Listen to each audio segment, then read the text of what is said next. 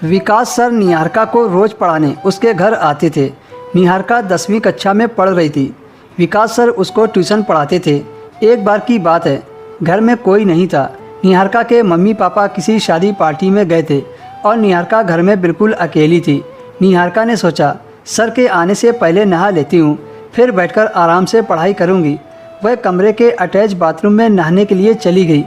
कुछ देर बाद वह बाहर आई तो सामने देखा उस्ताद जी बाहर सोफे पर बैठे थे और निहारिका के आने का इंतज़ार कर रहे थे। कपड़े गीले होने की वजह से उसका वजूद साफ दिख रहा था। जैसे ही उस्ताद की नज़र निहारिका पर पड़ी तो उनकी आंखें हैरत में फैल गई, क्योंकि निहारिका ने ज़्यादा कुछ नहीं पहना हुआ था। उस्ताद 40 साल के आदमी थे, इसलिए निहारिका को लगा कि वह तो उसके पिता की उम्र के हैं। निहारिका उस्ताद जी के बगल में किताब लेकर बैठ गई। अचानक से पढ़ते पढ़ते उसकी किताब नीचे गिर गई।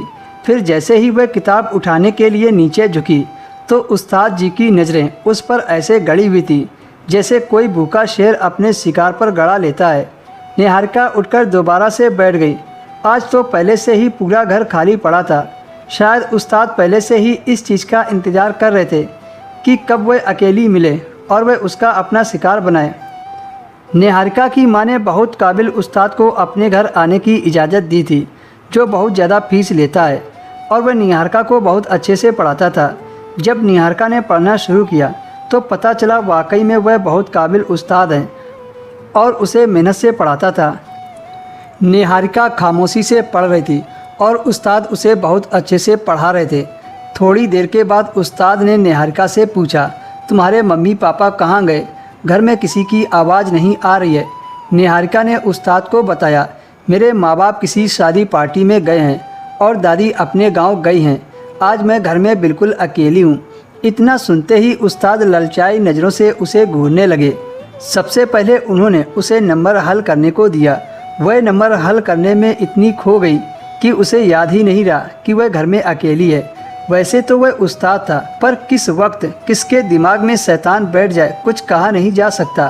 कुछ ही देर बाद उसने अपना भयानक रूप दिखा दिया। असल हकीकत में उस्ताद के भेष में वह शख्स एक दरिंदा था। उस दरिंदे ने निहारिका को अकेला पाकर उसके साथ जो किया, उसके बाद तो निहारिका को उसने जीने के लायक नहीं छोड़ा था। वह पढ़ने में मग्न थी। अचानक ही उसने उस पर हमला बोल दिया और उसे अजियत के समंदर में धकेल दिया। वह बेबसी से चिल्लाए जा रही थी। वह तो बस फड़फड़ा कर रह गई। वह 2 घंटे उसकी ज़िंदगी के सबसे ख़राब पल थे। उस जंगली जानवर ने निहारिका को बुरी तरह से हिलाकर रख दिया था। वह तकलीफ़ की शिद्दत से बेहोश हो गई, मगर उस दरिंदे ने उसे फिर भी नहीं छोड़ा था। और जब निहारिका को होश आया तो उसकी हालत बहुत बुरी थी और मरने वाली थी। वह दरिंदा निहारिका को उस हालत में छोड़कर भाग गया। निहारिका एक बार फिर से बेहोश हो गई। जब उसे होश आया तो वह अस्पताल में थी। बगल में उसके माँ बाप बैठकर रो रहे थे। कुछ देर में पुलिस निहारिका के पास आई और बयान लेकर चली गई और उस्ताद के खिलाफ मुकदमा दर्ज किया गया। उस्ताद को 4 साल की सज़ा सुनाई गई।